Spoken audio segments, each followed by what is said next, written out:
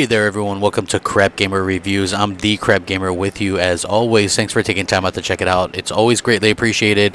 If you didn't know who I am, I'm the most compelling game-related YouTuber, and you damn well know it, so quit pretending that you don't. And I do a lot of these kind of topics and things like that, just my own personal opinions and things. And the other day I did a video about some interesting things as far as developers figuring out ways to work with the ESRAM on the Xbox One to get higher resolutions and just better games, better things into the games, shaders and things like that. And it was interesting because I was playing the Mirror's Edge 2 beta, and I think the game looks okay, but it does have a lot of like performance issues and things like that.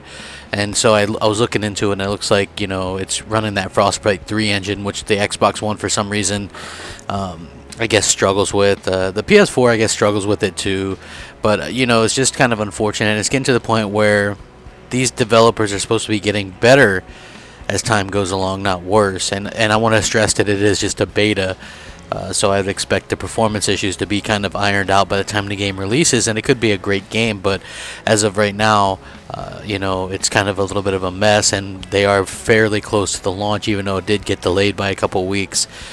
With that being said, is the Frostbite 3 engine just that bad? It seems like that's the only one that's getting games in 720p on Xbox One. Not that I'm a big proponent of that or really care about that, because Battlefront would be a good example of a game that is 720p on Xbox One but looks absolutely phenomenal. I'm kind of just like showing that you don't need fantastic, amazing,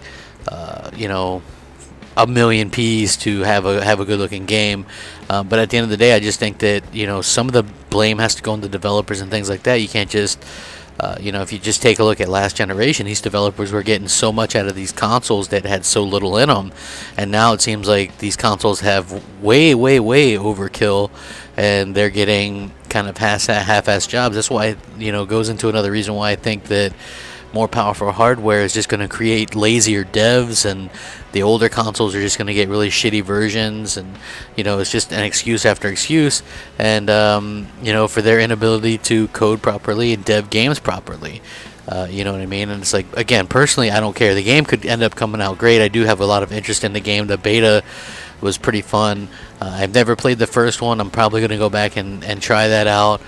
Just overall, it's a little bit disappointed that the Frostbite 3, which is supposed to be a really good engine, just isn't really optimized well for consoles, in my opinion. And I don't know what EA can do about it, or I'm not sure who exactly in EA's vast stable of developers is actually doing this game, but it's just a little bit unfortunate, because I like the game, and I just think, again, it's just going to give the illusion that we need new hardware instead of the actual need of it, in my humble opinion. You guys don't always have to agree with me. If you don't, that's fine.